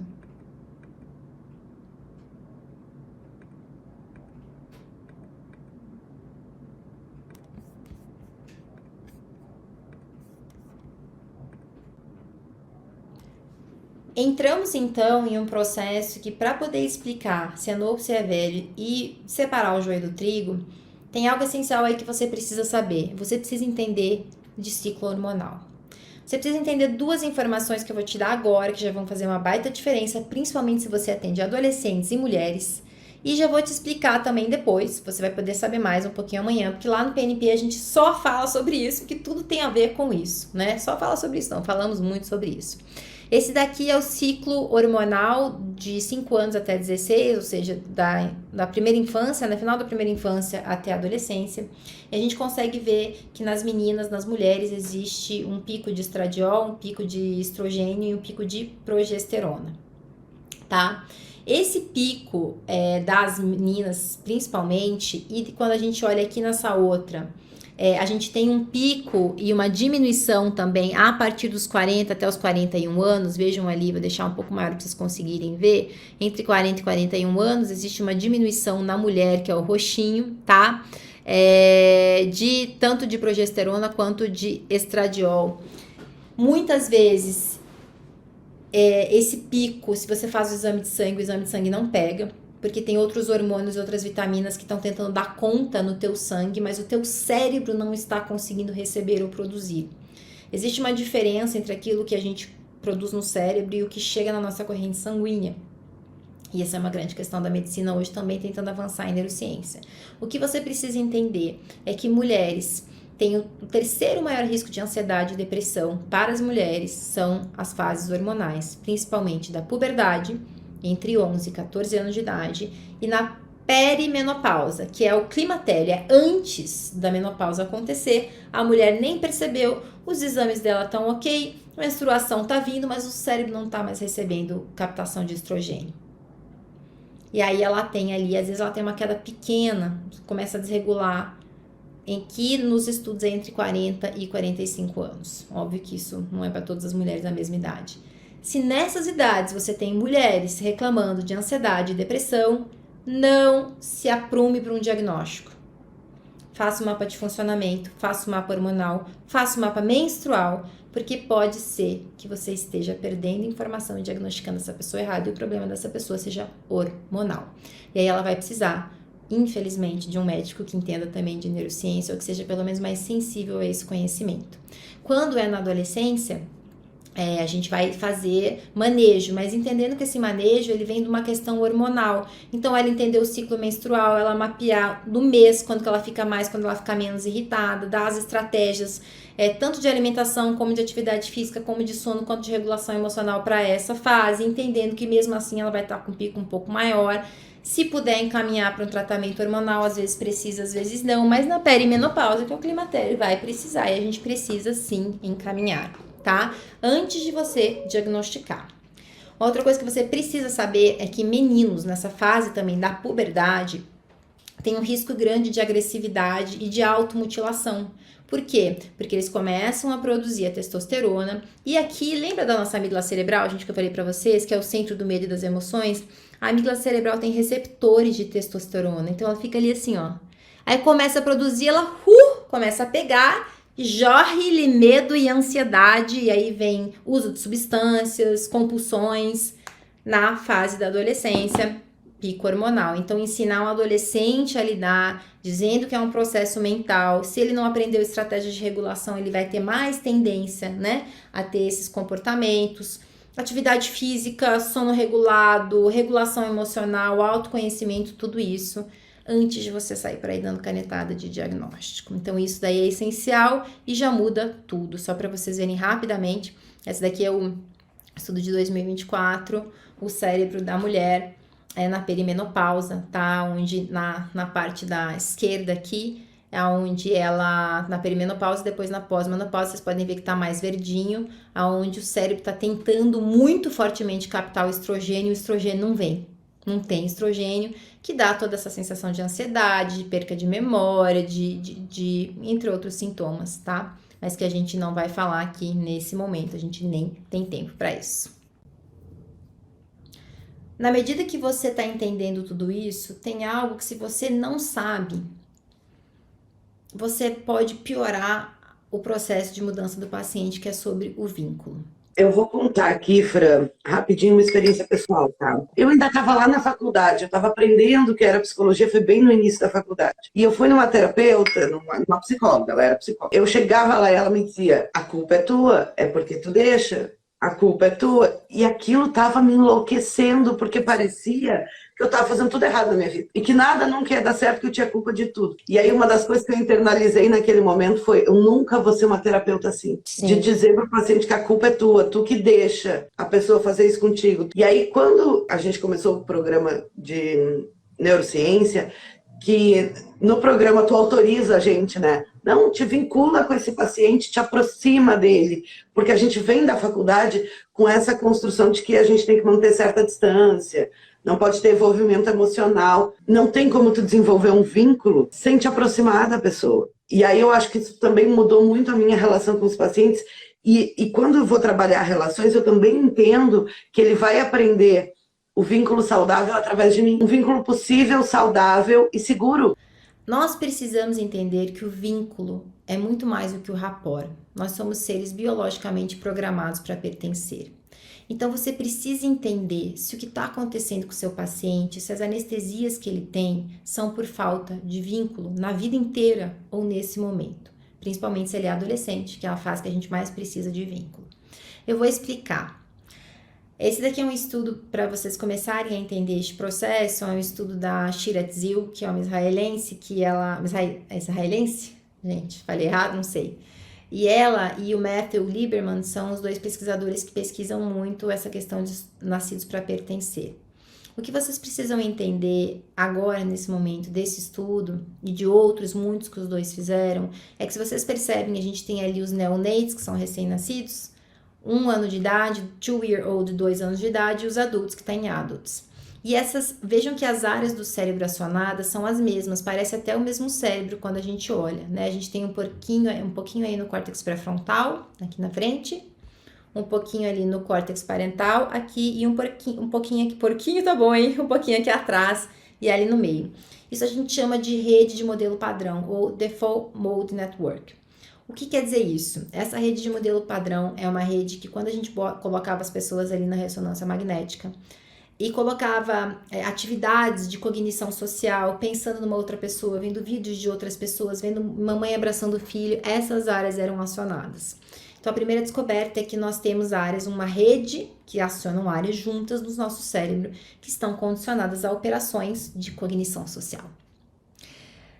A gente começou a descobrir também que os bebês, quando são acariciados pela mãe, quando são acolhidos pela mãe, eles ficavam com essas áreas acionadas também e acalmavam essas áreas, né? Essas áreas ficavam hiperacionadas quando eles choravam, acalmavam quando eles eram acolhidos pela mãe, trazendo segurança para esse corpo. Entendemos também depois, mais tarde, que nós nascemos com essas áreas acionadas. Então vejam, a gente nasce com a amígdala cerebral acionada, medo. A gente nasce com o córtex pré-frontal não desenvolvido, não temos cognição direito, mas a gente nascendo com as áreas de cognição social acionadas. Nascemos para pertencer. Mais do que isso, lembra que eu falei para vocês que quando a gente faz as atividades na ressonância magnética, a gente tem que colocar as pessoas em baseline, que é em repouso, sem fazer nada? Todas as vezes que o nosso cérebro fica em repouso, essas áreas são automaticamente acionadas. É por isso que a gente chama de default, ou padrão. É a nossa rede de modelo padrão. A hora que você estiver sem pensar nada, sem fazer nada, essas áreas possivelmente estão acionadas no seu cérebro, te levando a ter memórias de pessoas. Vejam que a gente até lembra, eu estava pensando sobre pessoas, eu estava pensando naquilo que eu disse para Mariazinha, que falei tudo errado, ou até sofrendo com algumas coisas que alguém me disse, mas sempre está relacionado a pessoas. Hoje em dia, inclusive, um dos últimos congressos que eu fui de neurociência social, a gente tem um grupo de pesquisadores já pesquisando a questão até dos vídeos, da narrativa dos vídeos, que o nosso cérebro mais guarda na memória, acionando a área de Default Mode Network, são as relações pessoais dos filmes. a gente não decora a roupa, a gente decora mais ou menos a vida da pessoa, mas a gente decora a qualidade das relações. Fulano que traiu fulano, fulano que traiu ciclano, fulano que gosta de não sei quem. É por isso que os reality shows dão tão certo, porque nós somos conectados para pertencer. E como nós somos conectados para pertencer, nós buscamos segurança nos relacionamentos. A Shira Tzu fez também, essa mesma pesquisadora, uma pesquisa onde a gente tem duas figuras. Ela fez quatro processos. Nesses 4 processos, ela pesquisou pertencimento social, então figura de uma mãe acariciando uma criança e brincando, positivo, e o negativo, de um cara com uma cara muito brava fazendo mal para alguém. Para entender se tinha diferença de acionar. Os dois acionavam Default Mode Network, os dois acionavam dopamina, nosso processo de motivação, de expectativa, o que vai acontecer. Só o social positivo acionava ocitocina e o Default Mode Network mais forte. Quer dizer, nós somos tão condicionados a pertencer que mesmo que seja um pertencimento ruim, é para lá que o nosso cérebro nos manda. E é por isso que as pessoas permanecem em relacionamentos ruins tanto tempo, porque ela precisa pertencer. Mas o que gera saúde mental, o que gera senso de segurança, que vem muito através da ocitocina e do acolhimento, é o positivo, social positivo. Diferente de quando a gente vê um bolinho de chocolate ou só pessoas brincando na rua, não são essas áreas que são ativadas, foi a mesma pesquisa que ela fez. Na nossa vida clínica, na nossa vida diária, quando a gente vai olhar os outros estudos, isso quer dizer que aquilo que a gente aprendeu de rapport é muito mais que a gente precisa. Vincular quer dizer sentir junto, regular junto, corregular processos emocionais. Corregular a emoção com você.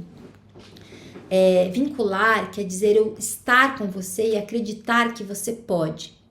Vincular quer dizer que eu te vejo, inclusive nas suas dores, e eu não vou te julgar negativamente. A nossa experiência não vai ser negativa.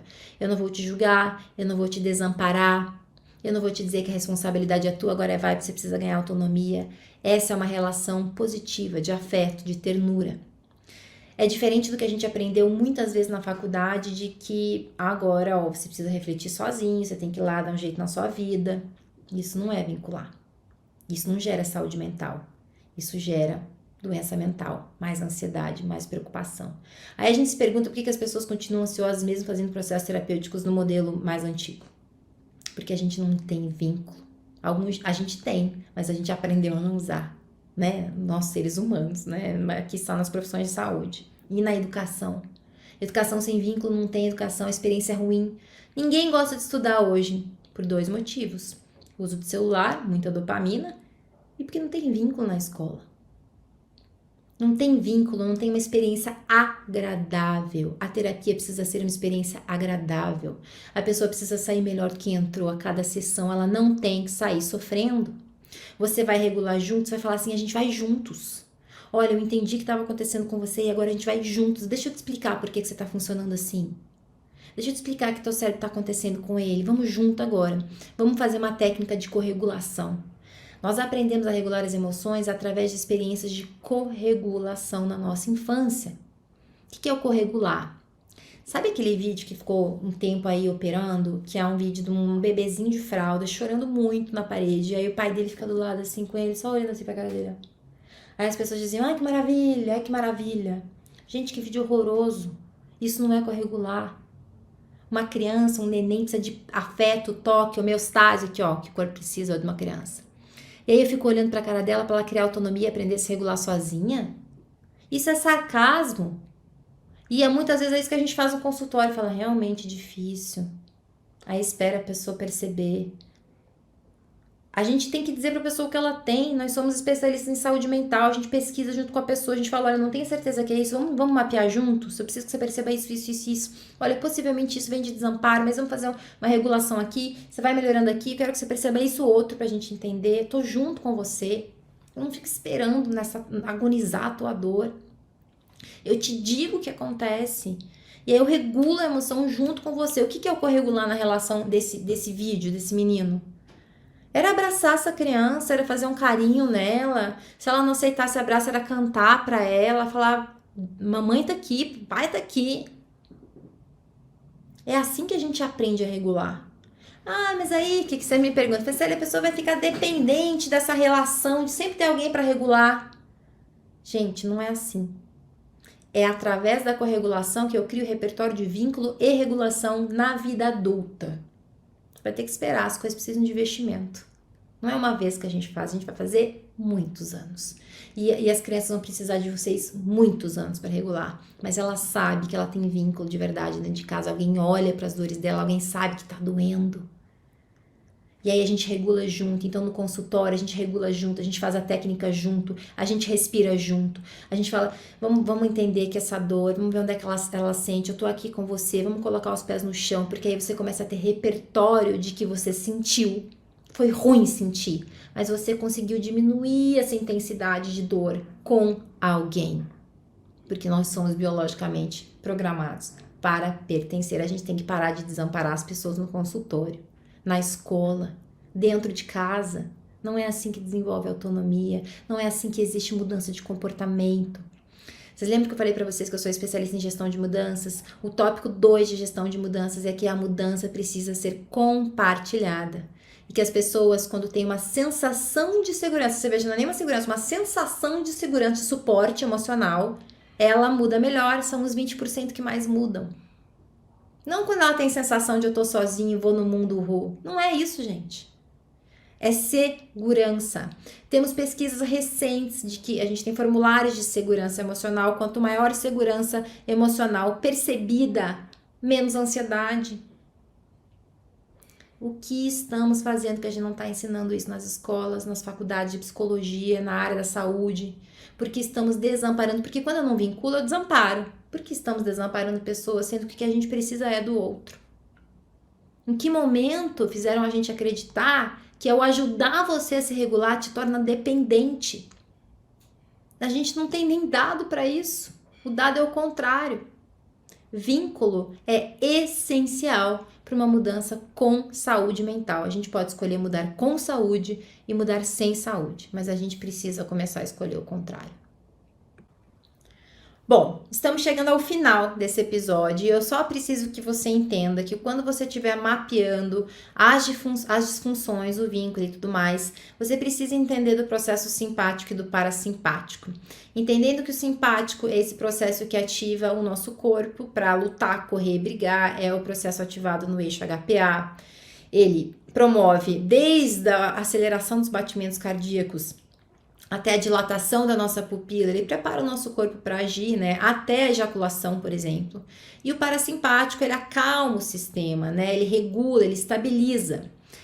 O nosso corpo, ele precisa dos dois, a gente tem os dois funcionando em ordem, em equilíbrio. Então, você tá com uma pessoa muito estressada, o aluno que faz muito xixi, que a pessoa mesmo que tá com essa diferença, que tá com problemas sexuais, que tá com problemas de tá sempre ativado, tá sempre assim, tá sempre com a pupila dilatada, tá com o simpático muito ativado, tá em estresse, ele não tá bem. Por que essa pessoa não tá bem? E aí a gente volta para nossa lista de porque é hábito, é vida, é neurodesenvolvimento, é desde nascença ou não é? O que tá acontecendo com essa pessoa? Mas a gente já vai dando exercício para desativar esse simpático. Aliás, é assim que a gente começa a desconfiar de neurodesenvolvimento. Primeiro, se tem a vida inteira, se tem desde pequeno. E se você dá as técnicas não funcionam, por exemplo, né? Algumas funcionam, inclusive para quem tem neurodesenvolvimento, porque elas são usadas, inclusive, para tratamento. Bom, o simpático, quando ele tá muito ativado, a pessoa tá paralisada na vida, tá catatônica. Não tem força para ir, né? O parasimpático, quando tá muito ativado. O simpático, quando tá muito ativado, ela tá em estresse crônico, ela tá em ansiedade. Por que essa pessoa tá assim? Quando é uma criança ou um adolescente, o primeiro lugar que você vai olhar pro meio, o que tá acontecendo nessa escola que tá todo mundo querendo ir no banheiro o tempo inteiro? Que falta de vínculo, que falta de qualquer coisa, que ameaça esse corpo tá achando que ele tá com o simpático ativado. E a gente explica isso pra pessoa, inclusive pra uma criança, porque ela consegue entender, você não vai explicar só com esses nomes. O que é o mínimo para dar um diagnóstico ou um remédio para uma criança? O que é o mínimo que tem que ser feito? Na sua opinião? No mínimo, na minha opinião, no mínimo, uma anamnese de pelo menos 2 horas, avaliar seu filho, brincar com o seu filho, enxergar o seu filho E não procurar culpados, assim, sabe? Que você não saia dali daquela consulta se sentindo a pior pessoa do mundo. E uma outra questão também, o profissional que fala pra você assim, seu filho tá querendo chamar atenção. Se ele usar essa palavra, você não volta. Porque ele não Isso estudou o mesmo. cérebro da infância. Psicólogo Sabe? também você não volta, tá, gente? Não volta Sabe, não. se a pessoa falar desse jeito, você tem que Precisa dar de limite. também não. Também não volta, vai Sai embora. correndo. Isso aí. Ai, que bom. Porque não vai melhorar. Não vai melhorar e a coisa vai tomar uma proporção mais grave ainda. E uma das coisas também que eu não posso deixar de falar é assim, virar pra criança e ficar falando, tá na hora de tomar seu remedinho pra você se acalmar. Porque, gente, Ai, que putz. horror. Eu fico tão chateada com isso. Eu não Eu vejo tô ninguém rindo, falando gente, isso de mas antibiótico. eu não tô rindo da situação. É porque é tragicômico, gente. Que é isso? Não Mas é? assim Ninguém mesmo. fala isso com antibiótico. Não É uma mesmo. coisa assim. Então eu falo, vamos dar a mesma importância. Maitê, mas o que eu vou falar então? Né? Eu falo, deixa que eu falo. E sou eu que falo para a criança da medicação. Porque como ela me trouxe uma dor, quem fala sou eu e eu dou na mãozinha dela. Uhum. Entendeu? Eu dou para ela, dou na mãozinha dela. E é muito legal, eu relembrei aquele estudo que você traz do choque que coloca as mulheres para fazer, coloca as mulheres e dá choquinhos nelas. E uma está segurando a mão de um estranho, a outra não está segurando a mão de ninguém, as outras estão segurando a mão de um parceiro amoroso seguro, né? Um vínculo seguro. Uhum. E como que essas mulheres que estavam segurando a mão de um parceiro num vínculo seguro, elas conseguem até regular melhor a dor. E eu acho que isso acontece no processo terapêutico. Isso. Né? A gente está ali fazendo esse vínculo seguro, isso ajuda o paciente a regular as emoções difíceis que vêm à tona, né, pelo próprio processo terapêutico e também pelas vivências diárias, né? E faz com eles a mesma coisa que eu falei da gente também vivenciar, né? Possibilita que, se eles não tiverem tido algum vínculo seguro, eles então possam replicar esse vínculo que eles estão tendo com a gente na vida.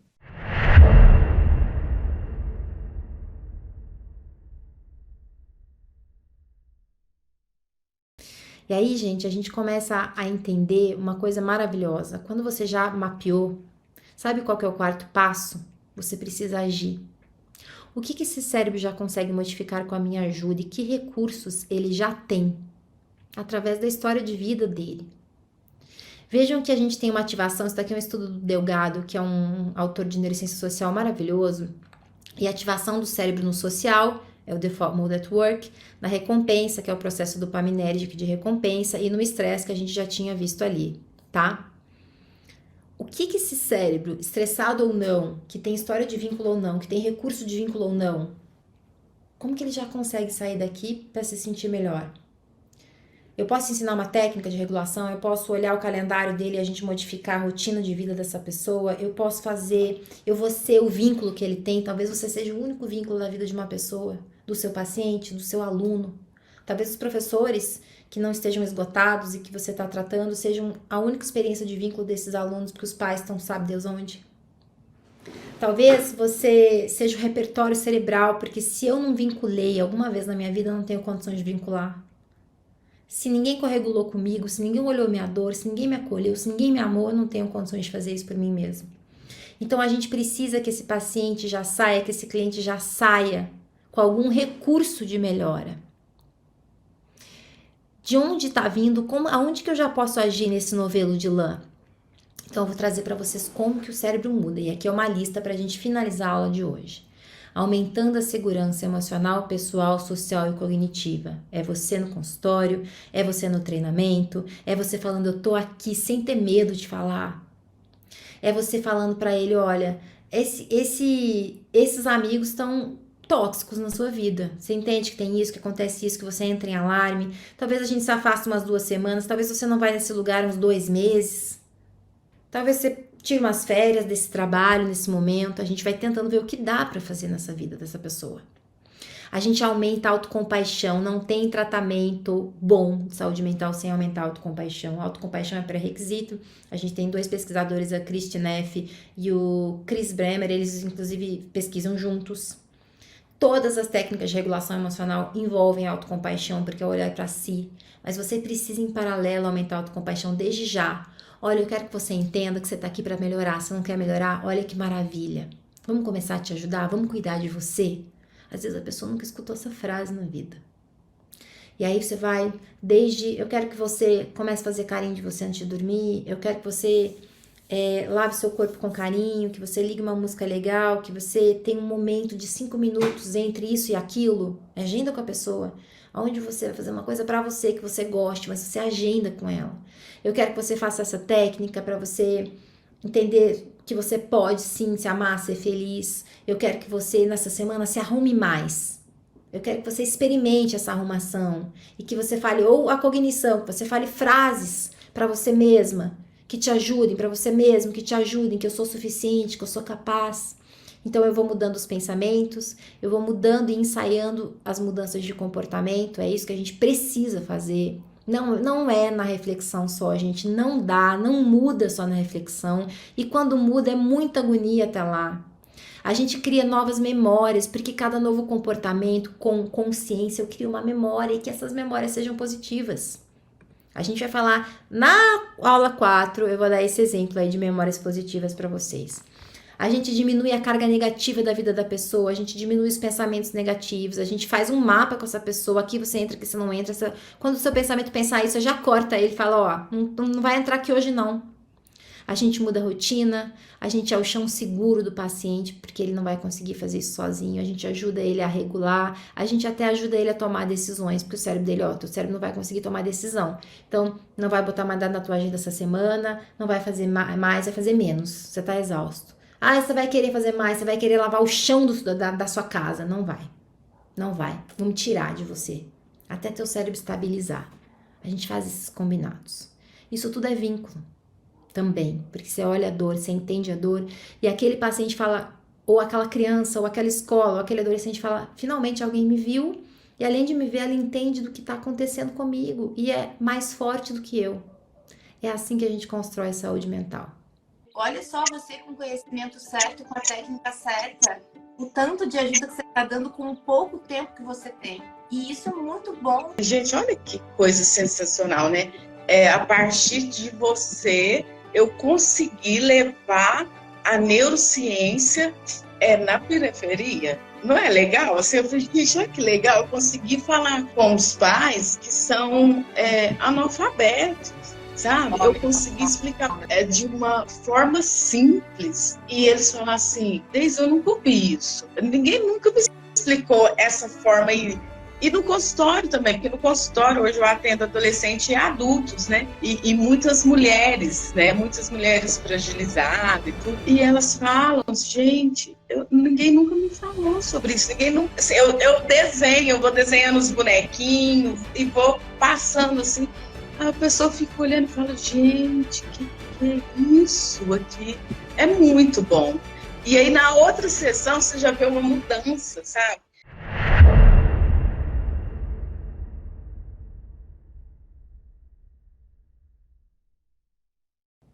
Na aula de hoje, a gente falou sobre tantas coisas que vão modificar os resultados dos seus pacientes, do consultório, da empresa, da escola e da tua vida. Isso começa a curar trauma, gente, isso começa a tratar trauma. O trauma começa no tratamento deste olhar, de ser visto, de ter um lugar de dor, de ter um lugar para sentir. Essa aula a gente falou sobre pertencer, sobre regular, sobre mapear, sobre entender as anestesias. A aula que vem a gente vai falar sobre desamparo aprendido. Não tem como a gente construir saúde mental sem entender de desamparo aprendido. É uma aula amostra, vocês vão ver como é que a gente tem a aula lá dentro do PNP. Na aula que vem também eu vou apresentar o PNP para vocês, programa de neurociência para psicólogos. E na aula 4 eu vou falar para vocês isso tudo num contexto de uma leitura só, de um caso. E a gente vai ter 2 técnicas de regulação emocional. Eu vou explicar para vocês como que elas atuam no sistema nervoso, para vocês entenderem esse processo cerebral e já começarem a explicar para as pessoas como que as técnicas funcionam. Espero que você esteja sendo muito transformado a produzir saúde, que você tenha sentido esse quentinho aí que eu senti construindo esse episódio para vocês, eu e todos os meus alunos, eu e todos os professores maravilhosos que estavam aqui com você hoje. Para que você tenha mais uma experiência, a gente vai ter outro sorteio essa aula, então eu vou tirar uma foto minha aqui, ó, com o cérebro na mão, e essa foto vai lá pro meu Instagram novamente. Vai lá e eu quero saber muito. Por favor, vai me dizer lá, nem que você não queira participar do sorteio, no comentário desse post, o que é que você aprendeu hoje comigo. Ou se quiser, deixa aqui também, nesse comentário aqui dessa aula, que a gente vai fazer um sorteio, a gente está sorteando algumas coisas aí, livros, experiências, eu tenho certeza que você não vai se arrepender. E eu te vejo na aula 3.